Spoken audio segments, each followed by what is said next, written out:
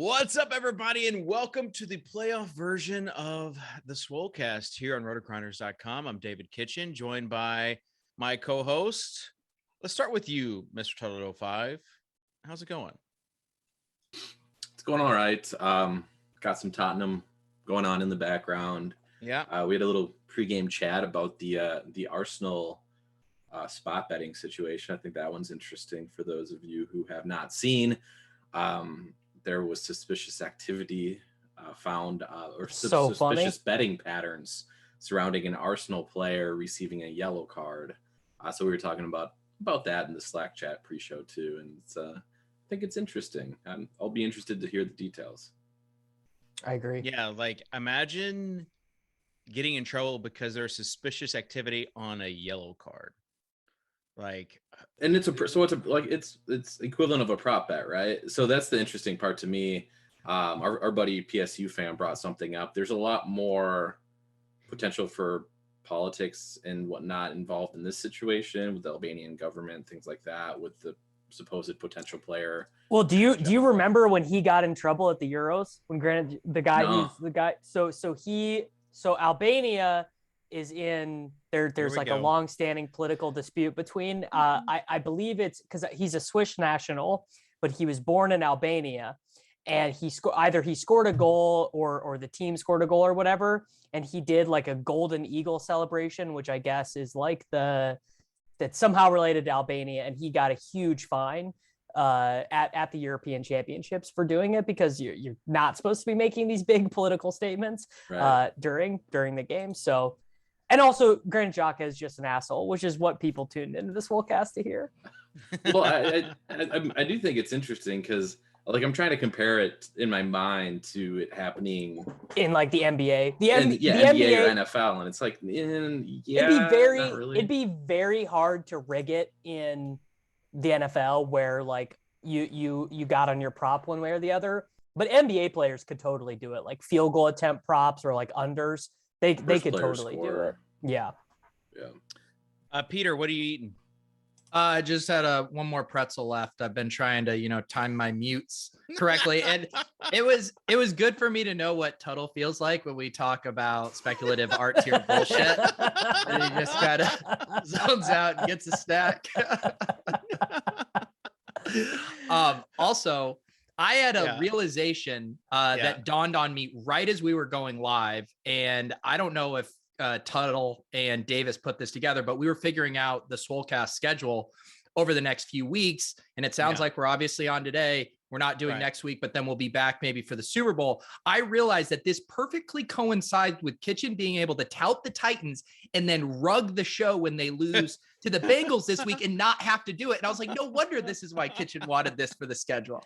Yeah, so you weren't there because you weren't there before the show, but we were talking about there's a guy named Bob Crematola on Twitter, and he said if anybody Dave, do not feed the trolls, sir. What? Are you about to feed the trolls right now? Oh, this is the guy offering tickets. Oh, okay. Yeah, okay. Welcome to the show, Davis. As far as though what he said if anyone is in Nashville and wants to go to the game that's in the fantasy industry, that's a Bengals or a Titans fan, let me know. So someone added me on here and it's in a suite. And I checked the guy's profile. It checks out. And then I look, and Dan Bach also responded with Carlucci's name. Like, I don't even know if I want to go because it's still going to be cold. And if they lose, it's got to be like, you got to put on. Isn't the other Titans game you went to? Didn't they get boat raced? The other game you went to this year? This year, yeah, exactly. It was the first game. I don't want to go to the first and the last game. Yeah, but Kitchen, if you don't go because it's cold, that means you're softer than Leone, who went to the Bills game this past weekend. Can you really be softer than Leone? But that was such a good spot for Leone because they were so obviously going to win by a million. Like that was a game you go to. And it's in a suite. Like I am not overconfident about the Titans at all. Like I'm in the mindset of if it happens, great. I'm going to be like really happy. But I've been in this situation before as a Cubs fan, as a Titans fan, as a Vandy fan. I feel like it's prepped me for just disappointment when it comes to fandom. So I'm ready for it. Bring it on. That being said, let's go Titans. Derrick Henry cleared for contact. But yeah, he's not technically active, right? Yeah, but I guess he passed whatever the contact drove because someone else tagged me on the Derrick Henry Schefter tweet. Everyone, poor Dave's mentions, man, just sifted through all these tags every day. Kitchen just that Twitter game's on fire.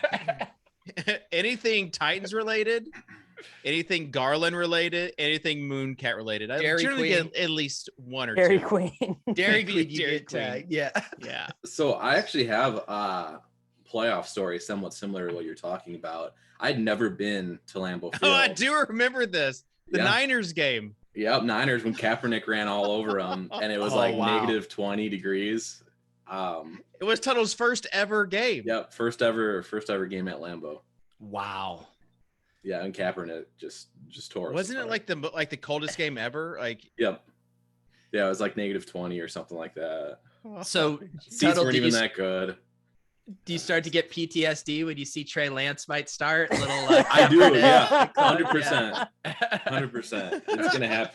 I'm scared shitless about Debo, just like plowing over everybody and whatever the weather's gonna be like this weekend. I'm sure it'll be the Packers are gonna smash. I bet I have the worst going to a football game story of the four of us. I went to a Chiefs Colts game in like 2012 when like Tyler Thigpen was the Chiefs quarterback. It was like negative 10 degrees.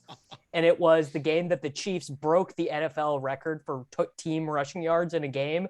And they lost by like 10 to Andrew Luck, who I like famously hated. So had to go. It was one of the worst days of my life. It was awful. Yeah. Peyton Hillis. Worse than the Tyler Hero moment. Well, no, nothing was worse than that. That's a 100K moment, bro. Yeah. Tyler Thigpen was so fun to play in DFS back in the day. No, he was not. I mean, this was before DFS. Like I didn't even benefit from Peyton Hillis having like 210 rushing yards. So Davis, last week when the Cowboys just that was bad. I'm a Chiefs fan, so. I'm curious about this, Davis. Like, so we're not fans of the Cowboys, but like somebody like me rosters CeeDee Lamb. It went from just completely pain, like so much pain, to just the most comical thing ever because of how the decision making behind it. Like Dalton Schultz leading your team in receiving in a game in which you were losing for 4 quarters is so inexcusable. Like, we're not even like 3 weeks ago, I was arguing with people on Twitter that Kellen Moore would be stupid to take the Jaguars job because eventually he gets to be head coach of the Cowboys. And now I'm like, go be the assistant coach at the Colorado School of Mines, dude. Like you are not cut out for this. You are not ready for this level of responsibility. You knew everybody that either played CeeDee Lamb or any Cowboys or in their playoff best ball or live bet the Cowboys because they were just tweeting through it during that game. And then Davis, I saw Nate body bag you about the CeeDee Lamb take because he was going through it. He was tilting. He played CeeDee in cash, so he was like, "This has got to be someone else's problem because it's not." Wait, it's not Nate my was problem. Playing right cash on that 3-game slate. Buddy, it's always cash game week. God, that's the most embarrassing thing I've I heard. think he played it. I think he played it for the 6-gamer for all of them. Can't confirm or deny. But I mean, look, the Cowboys suck. They're a poverty franchise. They're going to lose all of their assistant coaches and they're going to keep Mike McCarthy. They're going to go 10-7 and they're going to lose in the wild card round to the Saints next year. They're bad. They should feel bad. And Troy Aikman correctly just destroying the Cowboys. I mean, Troy Aikman having a moment of like awareness and cognizance of what's happening on a football field is just incredible because I mean, everyone involved should be embarrassed. Yeah. Troy Aikman and Silva finally kind of came together. Those guys would be fast friends. I'll tell you what. They really would. All right. So obviously those games were complete trash.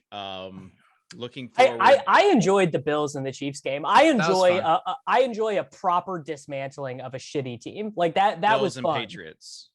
Bills and Patriots. No, so I enjoyed the Bills game and the Chiefs game. Okay, gotcha. Yeah, I didn't. I mean, it was okay, but just like it wasn't interesting at all. So Bill's game was good if you like rostered those players. I mean, you're just watching because you're so scared knowing that one of those two teams awaits the Titans if they're able to get past the Bungles. I would be so lucky if we just had to play one team that we had already beaten to go to the Super Bowl. See, I was going to ask why you're actually not more confident, because it's because of my pedigree of fandom. my pedigree? Your front running pedigree? No, Cubs fan. Like, I didn't even know you were a Cubs fan. How can you even wear that as a badge of honor if I don't even know because that? I was a huge Cubs fan, like growing up, like to the point where and honestly, like DFS kind of took a little bit out of that, but you learn to expect. I remember after the Bartman game, like going on a drive. Like I grew up with Sammy Sosa on the walls, listening to Harry Carey on WGN. Like, so like they were always last, or they were always like just so many different heartbreak. And then Vandy, terrible in everything except for college baseball. And then being a Titans fan, like having that game end, on the 1 yard line, all this stuff just culminates into me setting expectations low. I just think everything's breaking right exactly how a Titan fan would want. Exactly. You got you got to be bullish heading this. You're playing the worst team of the remaining wildcard teams. You didn't want to play the Bills or the Chiefs. Yeah. You get the Bengals at home who are vulnerable. You're getting your king back. Why aren't you rah? We're going to win by 10. I am rah. Like I'm excited, but I'm not thinking that we're going to win by 10 because it's just setting expectations low. So when you do win, it makes that gratification even more so. Well, I want you to be overconfident so we can demand we do a show next week and make fun of you. So you can deflate me. I will already be deflated. You cannot take the air out of the ball anymore. All right. Tuttle and Davis, how are the soccer games going? They lock in 1 minute. Okay. I see Tuttle clicking around the screen. It's locked. No, I'm a working man. I'm trying to get a run of ownership projections. He's got ownership projections for a 13 game slate where half the players are going to end up not playing. It's going to be good birthday present. Today's your birthday? It is, yes. What? Yeah. How do we not know this? Yeah. Happy birthday, Tuttle. Happy birthday, Tuttle. And happy birthday to me for having my birthday on Friday. Yeah, it's me, you, and then Dink, right? Dink soon? Yeah, Dink is soon. And then I feel like there's actually even one more person, but I don't remember who. What are you doing for your birthday tonight? Nothing. Just ownership projections for a 13-game NBA slate. Congratulations. I'm a little upset that my birthday got turned into Jonathan Bale's day. Like what they're calling my birthday now is Jonathan Bale's day. So love to see it. I think I missed your birthday too, Kitchen. Happy birthday. No, Bale's you wished me happy birthday and called me your mentor. Oh, I did. I forgot that was the speculative art tier bullshit day. I did remember. Bale's parlaying the purchase of an NBA gift into like a whole new career and reason for people to spend money and read his work is just, he's so good. I mean, no one is better at Bales than articulating their own behavior in such a way that just makes him seem like a genius at all times. Yeah. I can't tell if that was a backhanded compliment or not. No, I think Bales is a genius. Like Bales posts he can't stop buying goons, and I buy the absolute top. I mean, it's just the way. Wait, that doesn't back up your story of like wishing him, like calling him a genius. You're just telling he made all the money. He profited off all these goons. He made money on the goons. He pumped the bags. He did well. I guess I don't know if he sold or not. Also, it's like immaterial to him because he just, he runs good. The Mooncats did go on a tear right after our show. Not sure if y'all saw. It's got to be correlated. So it wasn't. But one person did buy a Mooncat that watched the show because they sent me a message thanking me for it because the floor rose from 0.6 to 1.1. No, it's back down. But anyways, would you rather own one Mooncat or one Smilesverse? Mooncat. Nah, I mean, why even ask Dave that question when you know the answer? What about you, Pete? One Mooncat, one Smile. You could say like the legit original Mona Lisa, and Dave would still say a Mooncat for the brand. You talk about legit original Mona Lisa. The Mooncat's are kind of the legit original Mona Lisa. I set you up for that. It's the first on-chain generative art project. Yes. Oh my gosh. Brainwashing is working. I still just blows my mind that Kitchen was in so early, was going so hard, and that Mooncats happened, and then he just stopped. It was like nothing else happened after Mooncats. No, see, you have the timeline mixed up. It's a mental health strategy. No, I was going hard, including Mooncats. They were just part of what I was going hard with, including Bored Apes. I think I was hardest in Bored Apes.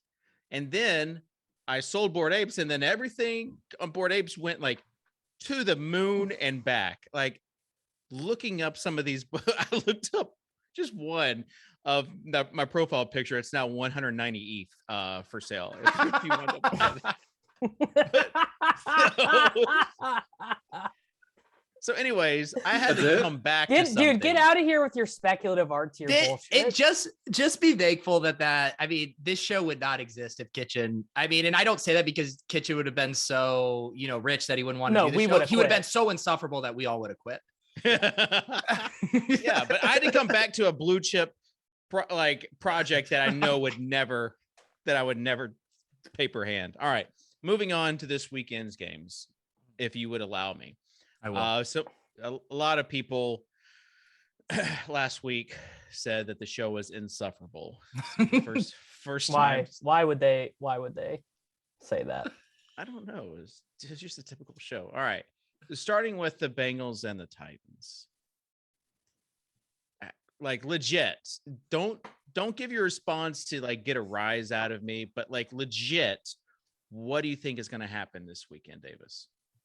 I think the Bengals are going to win 31-28, probably something like that, something in that range, maybe 24-21. I think the Titans will probably take a lead, and that will cause the Bengals to not do the boring Joe Mixon stuff and just the Bengals did the smart thing. They were just like, we're in a playoff game. Let's give the ball to Jamar Chase 15 times. And, I think there are some other people out there in the football world who could maybe learn something from that. Peter? I'm terrified the Titans are going to win. The Bengals they were, super trendy round one pick, even as favorites. It was like no one even wanted to give the Raiders a single chance. They have such a fun offense that I think we all kind of wish cast on the Bengals. We all want a Bengals versus Chiefs or Bills AFC championship game. And I just am worried these plucky cockroach Titans who never go away are going to get it done at home. And you're going to make us do a show next week. I'm not really that worried about it, but I do want to do a show next week. Would you do it for free? I don't do anything for free, buddy. All right. I just want to see like how much you wanted it. Tuttle, what do you think? Do you think Jamar Chase is going to go off, or do you think that Christian Fulton is going to blanket him? I think it's going to be an ugly game, because that's what the Titans like to do. They like to like to ugly it up, and I think that's probably what's going to happen. So if you're playing the 4-game slate, we're fading both games on Saturday, mostly. Probably, yeah. And then just stacking up the two Sunday games. Rams and Bucks, Bills and Chiefs. What do you who do you think, if you had to place one bet right now in futures, who would it be? Still the Packers, Davis? No, I would bet whoever you think is going to win between the Bills and the Chiefs, because the closeness of that game is impacting their futures odds quite a bit. Yeah, but what are the odds? That's kind of the point, right? On why you would bet the Packers. Well, I don't think the Packers are going to win the Super Bowl. So yeah, I think the AFC I just think both the Bills and the Chiefs are better and would be favored or on a neutral field. Packers, I'm seeing plus 350, Chiefs plus 400, Bills plus 500, Bucks plus 550, Rams 750, Titans plus 850, 49ers plus 1100, Bengals 1400. Bills, then give me the underdog of that game. Yeah, because and then whoever wins that is beating the Bengals. Does not really feel like the Bills should be underdogs in that game, to be honest.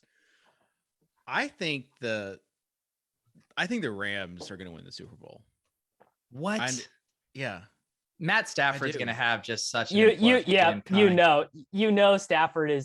has a 3 interception game in him. That said, these takes are coming from the two guys who said Jimmy Garoppolo was going to have a meltdown game, which he basically did. He did. It's just he did. We were right. If they would have stopped the run, and just made him throw, you saw what he was capable of. Yeah, I'm still tilting that game so hard. Ugh. I had the biggest issue for me for tilting that game. I hit on Gio Bernard. So really? I had these Gio Bernard lineups I was happy about. I played Gio in the 6-game slate, and it didn't end up mattering. Yeah, I mean, because we played too many Cowboys. Basically, I played Dak and CD. That's why I was tilting so hard. It's because you start off and I played Daryl. I played Daryl too. Oh, I did too. Yeah. So I quote tweet. I'm not joking. I saw you quote tweet one of your haters, and that is typically not a Tuttle thing to do. No, I quote tweeted the Daryl tweet. And I legit saw that while I was doing a stream for Sunday morning. And I'm not gonna lie, like that kind of sold me a little bit on him, like him being all right, because it was, what was it? Today, it's a great day to be great, I think was his tweet. Yeah, I did see that. I'm like, oh shit, Daryl's ready to go. Not a great day to be great in the end. Who is the guy? Day. That's what Ian always tweets on Twitter, right? He like posts a picture of some hot dogs with ketchup and says it's a great day to be great. Yeah, great day to eat hot dog and bread. Sheesh. I did see Jake Seeley's came out with some like way too early fantasy rankings. He's got Keyshawn way like up really high in the event that the Bucks don't sign Fournette. I mean, that's the thing though, is they always will bring in a dust ball though. They brought in Lev this year. They brought in LaShawn McCoy last year. Who knows who the dust ball will be, Melvin Gordon next year or something. But Keyshawn's still there, so. Right, but the bringing in of the dust ball is what you'd like to avoid. It's going to be pretty much anywhere that let someone walk. All right. 49ers and Packers. I feel like we didn't give a single prop bet for the people, and they want it for the Cincinnati-Tennessee game. Okay. Over Chase 6 receptions whenever that gets posted. I'll take the over Joe Mixon 85.5 total yards. No chance. I like it. I'll take Julio Jones over the 42.5 yards he's got on DK. Wow, Dave. All right. Take the Pats and Daka ruining my clean sheet. And I was gonna say who scored already? Just the defense bungled everything. Just gave him an easy goal. Pats and Daka is good, bro. 99 pace. No, stop. Speculative soccer. Speculative soccer tier bullshit. Speculative soccer day bullshit. All right. Tuttle, you don't have a prop. Any other props that you guys like? No, here's the own the libs. This is the own the libs prop bet. Yeah. The Julio Jones over 42.5 yards. Someone gonna tell him? Clip it. Someone gonna tell him? Producer? It's his birthday. Curb Your Enthusiasm music. Oh God, did he get announced out? No. Kitchen literally just touted that like 30 seconds ago. I was like scrolling the bets. I'm like, did he just get announced out or some shit? No. Someone's got to tell him. All right. It's a double coffin because one, you did the Davis, but two, you're tailing Kitchen. You're aligning. Yeah, that doesn't work. Happy birthday. right. And Davis, you think this game is a shootout, so go with the over, I guess. I just think both of the defenses are bad. And Tannehill's numbers when both Julio and AJ Brown are both active are so much better. It's like unbelievable, which should be obvious. I'm trying not to be a homer here, but Tennessee's defense is not bad. Like, yeah, they are pretty good. Don't go by that DVOA speculative, speculative metric bullshit. Yeah, like I mean, gave up 36 to the Patriots, gave up 31 to the Colts, 30 to the Seahawks, 27 to the Jets, 25 to the Texans. I mean, I'm just gonna say I wouldn't classify them as like a real defensively strong team overall. Okay, Kitchen, just say Titans by 10 and suck it. We just need it. Titans by 10. So there you go. Thank you. You're gonna need that one. Yeah, Zach Cunningham. Zach, I did the motions. Okay. DX. Generation X. All right. What 49ers and Packers go from one homer to the next. Tuttle, what do you think is going to happen in this game? I do think the Packers are going to win. By 6 or more? Yes, by more than 6. I'm a little uncomfortable because I think they're the popular play. I think they've got the narratives of everybody's getting healthy at the right time, which is theoretically good, but narratively scary. But I do think they win. Like I said, Debo's the only guy I'm worried about. If you want the flop leg game, then George Kittle's the option here. I will say, like, the narrative that George Kittle is just blocking a ton more is not really true if you just look at No, they just don't throw him the ball. Yeah, they just don't throw him the ball. And people are trying to explain it by saying he's blocking more. He's not blocking more. He's running routes, just not getting the ball thrown his way. So I still think you can use him in DFS as kind of a contrarian option. So that's my take. My take is Packers win. Debo has a decent enough game as a rusher. Kittle has a decent enough game as a receiver, but Packers win by double digits.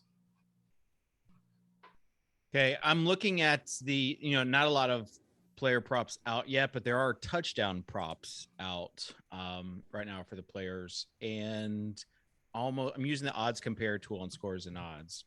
There's a plug for the company. And pretty much all the best touchdown odds are found at BetMGM, where you can get up to $200 deposit bonus just by using the code GRINDERSBET. Wow. So just company, a little food for thought. If you go like literally almost, I think maybe 4 or 5 out of every single player you could, like the best odds are on BetMGM. That's not even close. All right. Peter, what do you think is going to happen in this game? Well, what I want is Trey Lance to start and to upset the Packers and just serve as some vindication for being on Trey Lance all off season. And I won't really have any way to necessarily profit from it if that happens. No, but your brand will profit. That's right. And that's all that matters around here is the brand profiting. So yeah, I do think if they roll out an injured, Jimmy G on the road, cold Lambeau, he's going to be a miserable play. And so I just want the most exciting thing, which is Trey Lance. And sure, the range of outcomes, they could probably lose by 20 with Trey Lance at quarterback, but they could also be right in the game with a couple big plays. So I'm hoping Trey Lance starts and makes it interesting. Davis? I mean, go ahead, Tuttle. Clearly we want Trey Lance to start. It just makes that game is not even going to be good. The Packers are just going to do what they do. And Devontae Adams will have 8 for 140 and a touchdown. And we're going to have AJ Dillon body blows in the call. I mean, it's just so obvious, right? So my only question was, Schefter's a paid Jimmy G shill at this point, right? Well, I hadn't heard this. You didn't have to Jimmy G has made himself a lot of money. Like, I'm not alone on this, right? Like, it's 100% a thing. I noticed it. So he was touting him up. Schefter used to watch the Swolecast, so easy. Used to, big words there. Used to. Yeah, but he does not like the speculative art tier bullshit at all. I think he left when Peter Overzet joined the cast. When God, closes a Schefter, he brings in this guy. So the thing is, what makes it so obvious, he doesn't do it about any other player. It's like out of nowhere, he just starts hyping up Jimmy G. He did it against when he led the comeback against the Rams. He actually had a good game that game. And then Sunday morning last week, he just sent out an unprompted tweet about how much money Jimmy G has made himself by putting together a pretty decent season. I mean, he probably does that for a lot of people, though, right? Yeah, cash in the favors. That's one way to do it, I guess. Yeah. Do you think so Tuttle, you don't want opinions from an NFL reporter? That's what you're saying. Like, just give me the beat, right? No, give me hashtag ad is what I want. Okay. you hashtag want a ad declaration that doesn't add. All right. I get it. No, rap is a whole different thing. Rap is just an idiot. That guy interjects opinion like nothing else. And that's why I actually like that bugs me, because Rap, he does interject his opinion, but he writes it as if it's fact. Yeah. Like he writes that he basically has a source that this is 100% going to happen and true. And it's just speculative bullshit. Where are we at on Glazer? Because that's another genre where he gives his video report on Sundays before the game, and you'll see the people being, Glazer just said this on Fox. Yep. And it's like never a tweet. It's generally someone transcribing. It's someone reporting what Jay Glazer said, which is he's got a pretty good hit rate. Yeah. I think his is pretty solid. Yeah, I'm in with Glazer. He's got a good enough hit rate. Davis? I don't ever remember tilting Jay Glazer. Like I do not recall a Jay Glazer said Sony Michel is going to get more work, and then actually he didn't. Whereas like I can, Rap Sheet's done that 100 times. Yep. Rap Sheet had a source with the Cowboys that Terrence Williams was going to get the targets, and actually it was Cole Beasley. It reminds me of the old days when there were not like all these news services. Like it was Roto World, and Roto World wasn't even like DFS focused at the time. This is before Labs, before RG did their player alerts. And so like you were hanging on whatever tweet that you could find. And people, and so people use that to mess with people, and they would basically catfish these accounts. And one time, I forget who it was. Oh, it was STL. He retweeted an account about someone being Tuttle. You probably remember. It was like someone being out. Yeah, it was just a normal news item. It was but it was a major person being out. Yeah, and he retweeted with or something like that, and then so everybody started following him, and then I think after lineup lock we figured out that person had like. It was before. Yeah, but people followed it, but then it was before line, like because he didn't have a check mark. So I know I always at least check their profile a little bit. So people looked at his Twitter history, and it was not a beat reporter's Twitter history. There was a lot about what Bills fans were throwing on the field last week. Yes, exactly. But those were the good old days. I did see where Gelkin got catfish last week with Derek Carr being out with COVID. So it still is happening these days. Yep. All right. Next game, the Sunday slate of games. These are what we hope to be the good games. Rams and Bucks. Ooh, man. I really hope it's good, but it just feels Chiefs Bucks just does feel sort of inevitable. Really? I'm kind of with Socrdave with the Rams here. Really? Their offense is, let's not add any more hype to what a guy who's going to be like the most hyped guy going into next year. But Cam Akers looked incredible in that game. He did. I mean, it is actually unbelievable that he is doing this 6 months after tearing his Achilles or whatever. And they've got the studs on defense. Like, I just think that I think Brady struggles a little bit in this game. So that's my prediction, is the Rams win it. So take the money line. Davis, your prediction's the opposite. Yeah, I mean, this is just like, Brady throwing to, it just builds on his bullshit legacy that I hate. You know, he wins. Speculative. Yeah. Speculative bullshit legacy. Speculative Hall of legacy Fame. tier bullshit.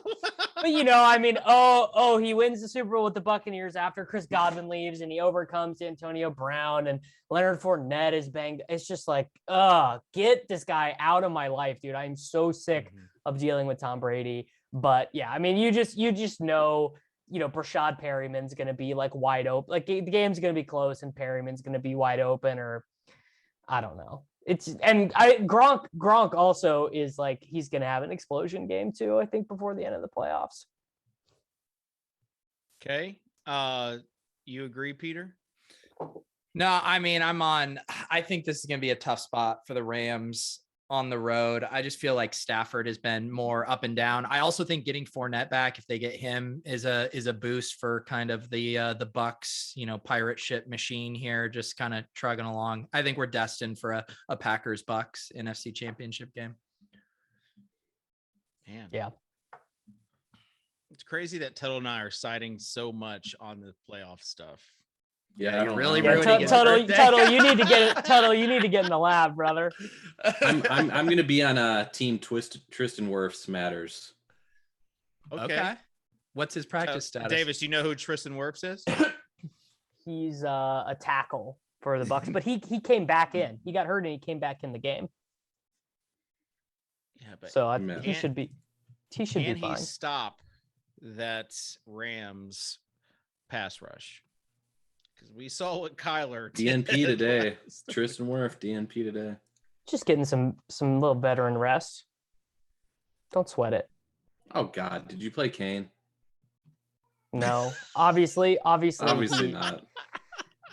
No, dude, I really hate him. All right, so props for this game. PD props. Who do you have? How did this happen? Yeah, let's see. I'm looking at some of the lines up on Underdog. The Odell one looks light, 45.5 receiving yards there. Yeah, I think too. I think it's light too. Same. What's Odell to score, like minus 500? I mean, if the Rams do win here, maybe it's like Odell could be this year's version of Lenny, the playoff hero, Odell. McKinnon is this year's Lenny. Yeah, but McKinnon doesn't have as beleaguered of a past as Leonard Fournette. I guess it's McKinnon is like the most beleaguered past. But he wasn't drafted fourth overall. Not high enough. Davis. Not as high. No, but it's like McKinnon has been in the NFL. This is how long Jerick McKinnon has been in the NFL. He was drafted as Adrian Peterson's backup in Minnesota. That's how long he's been. Dude, that guy's he is beleaguered. But you're right. He didn't have the same. It took him a few years. To get his shot. So his legs are fresh. He is LaDainian Tomlinson. Light. Certainly is a thing that you could say. Have you ever checked his? Does his player profiler still say LaDainian Tomlinson? Probably. Jerick McKinnon. Yeah. Like that was his comp on player profiler. You know that Mansion just put shit like that in there to be funny. Like it's not actually. No, like this was an actual take. No, they didn't even have the combine back when LaDainian Tomlinson got drafted, but like he had put like Jerry Rice in for CeeDee Lamb. Like he just does it to be funny. Davis. It's not. I'm telling you that this is That's true. not the case with LaDainian. Okay.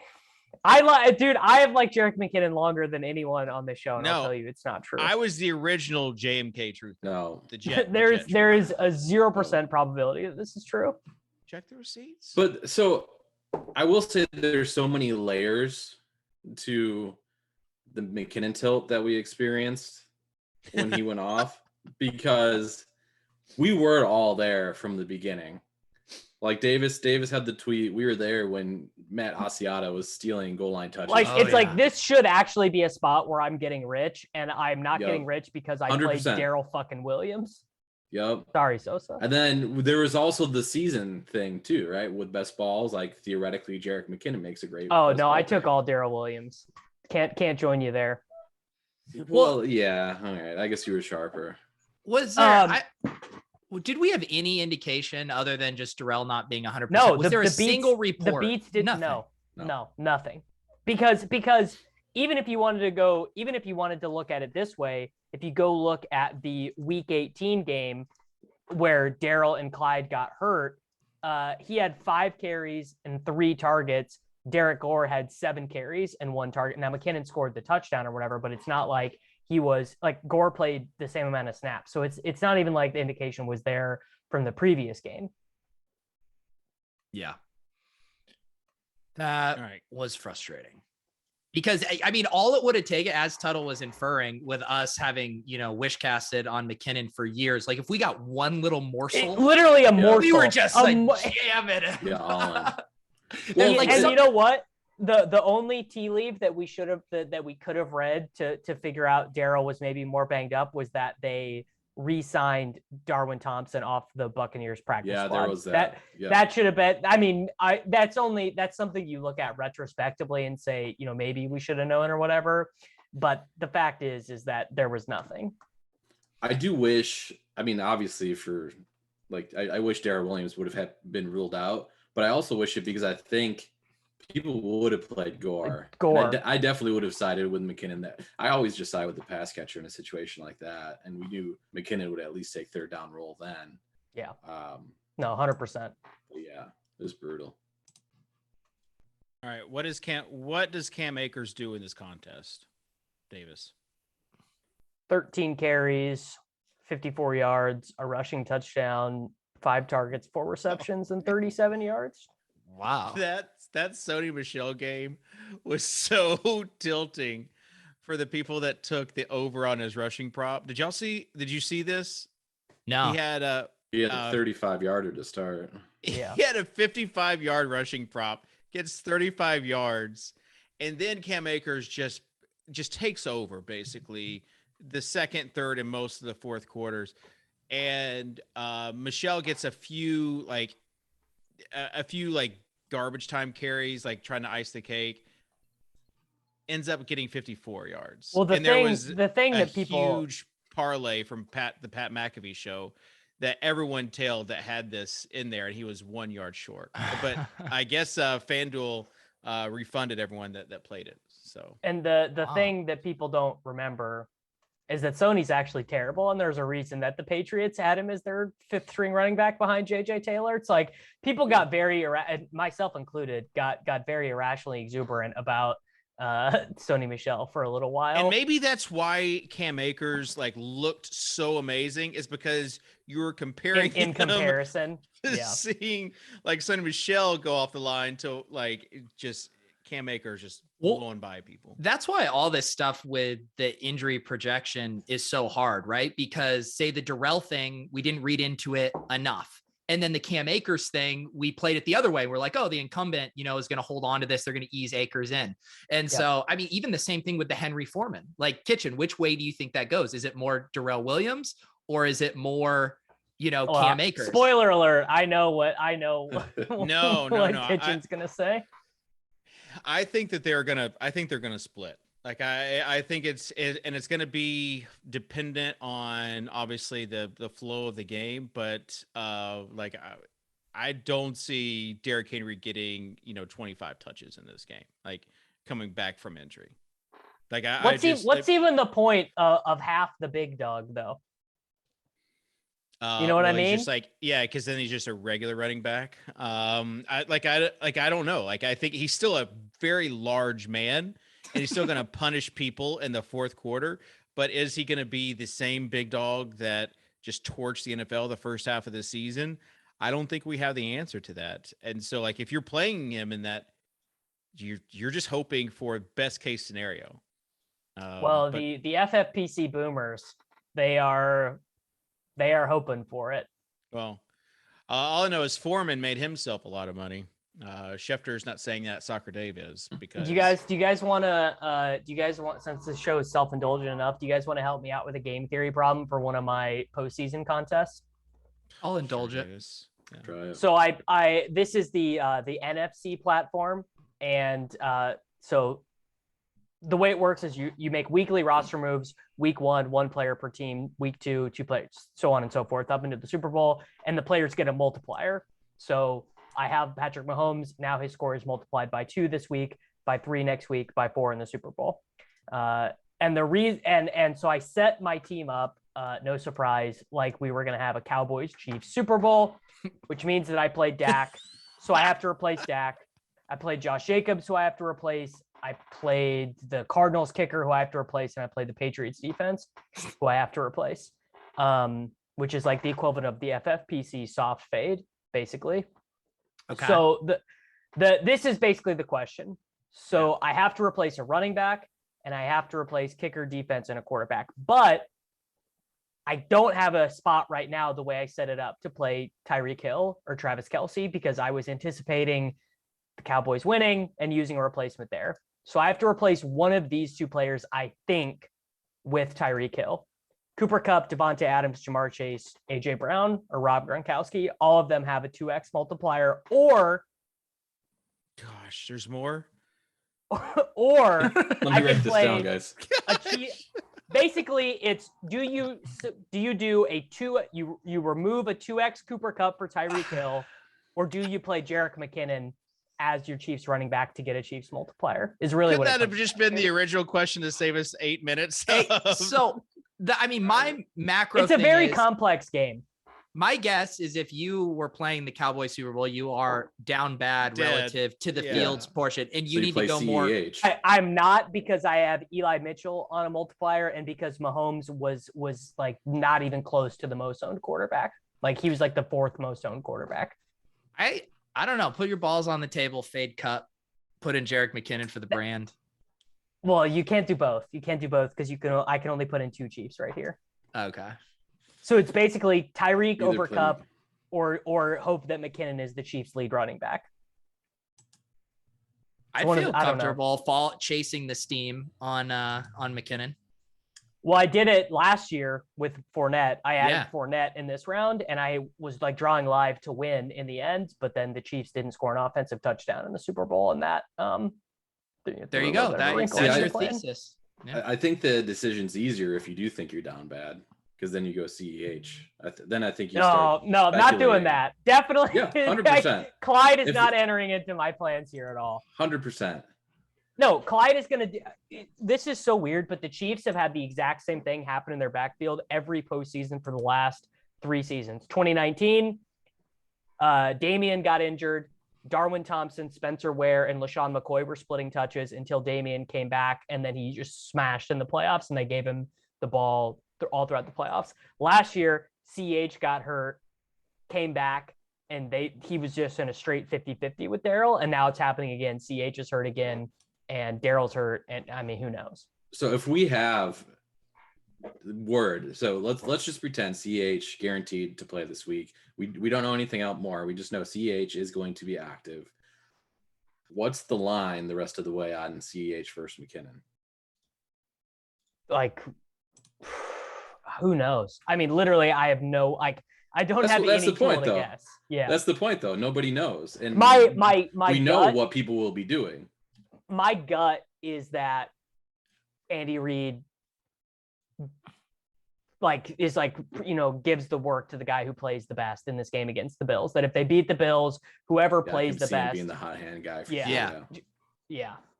But that's kind of the point Peter was making earlier with mentioning all these injury situations where it's just paid off to do. We don't know what's going to happen in any of these injury situations, and so far it's just been paying off to do the opposite of what everyone thinks is going to happen. Basically. Hey, what do you think happens in the Buccaneers backfield? I mean, I think that one's more obvious. I don't know, dude. Gio just played so well in a win. He'll get sparse passing down work. He'll get some third down work. I don't think he'll get all the third down work, but he'll get a decent amount. And Vaughn just won't have a role. Yeah.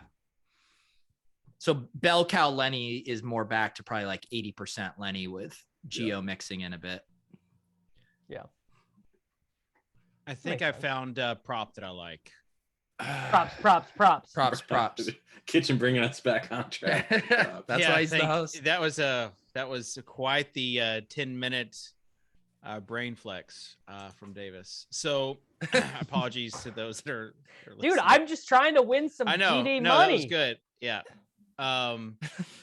Tell us about your draft. Who did you draft? Go down the line. But no, in this Rams Bucks game, Tyler Johnson has an over under of 30.5. And our projections like him way under that.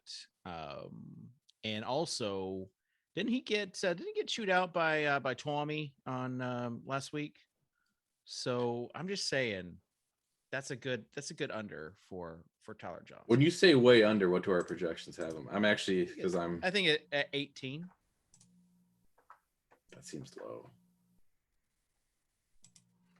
So Tuttle just back me up publicly and then message me privately.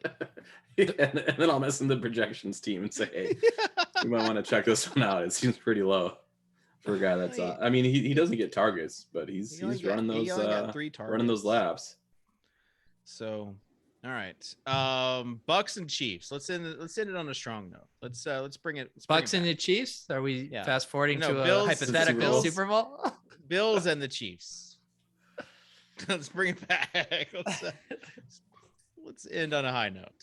I am absolutely terrified that the Chiefs are going to screw this up. I am not confident. Like, are they going to screw this up, or is Buffalo just a really, really good team right now? The Chiefs have the number one advantage in all of professional sports, in that they have the best player at the most important position, but they find ways to screw it up all the time. Do you know what your comp for this game is? It's that Chiefs home game versus the Patriots in the conference championship game in 2019, where the Patriots come in. That game went to OT. That's the game that's coming for the Chiefs here.